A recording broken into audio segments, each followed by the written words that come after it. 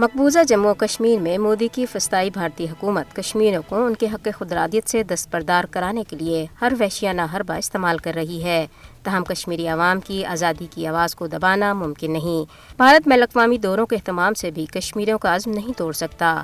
دنیا کا سب سے بڑا نام نہاد جمہوری ملک بھارت اہل کشمیر کے بنیادی انسانی حقوق دینے سے ہی انکاری ہے۔ فوجی محاصرے، چھاپے، بے جا گرفتاریاں مقبوضہ علاقے میں ایک معمول بن چکی ہیں۔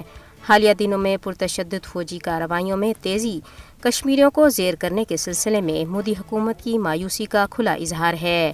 اہل کشمیر کو اپنے دل کی بات کہنے کا پورا حق ہے اور بھارت کو یاد رکھنا چاہیے کہ عوامی تحریکوں کو فوجی جبر سے شکست نہیں دی جا سکتی۔ مودی حکومت نے مقبوضہ جموں و کشمیر کی تمام 14 جیلوں میں 2G، 3G اور 4G سگنلز کو بلاک کرنے کے لیے ایک مربوط کال بلاکنگ سسٹم کی تنصیب کے منصوبے کی منظوری دے دی ہے۔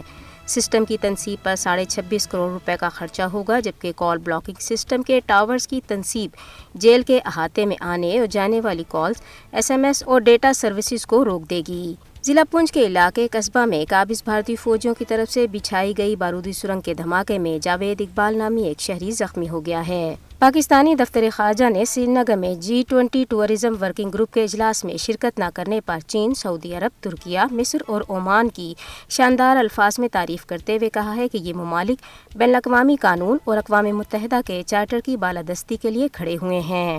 سویڈن میں مقیم بھارتی نژاد اسکالر اشوک سوائن نے کہا ہے کہ مقبوضہ جموں و کشمیر میں گروپ 20 اجلاس کی وجہ سے مسئلہ کشمیر عالمی سطح پر مزید اجاگر ہوا ہے اور اس کا وہی نتیجہ نکلا جو 370 کی منسوخی کا نکلا تھا۔ شوری زدہ شمالی مشرقی بھارتی ریاست منی پور میں تازہ نسلی تشدد کے نتیجے میں ایک شخص کو گولی مار کر ہلاک کر دیا گیا ہے، جبکہ کئی گھروں کو آگ لگا دی گئی۔ علاقے میں غیر معینہ مدت کا کرفیو دوبارہ نافذ کر دیا گیا ہے۔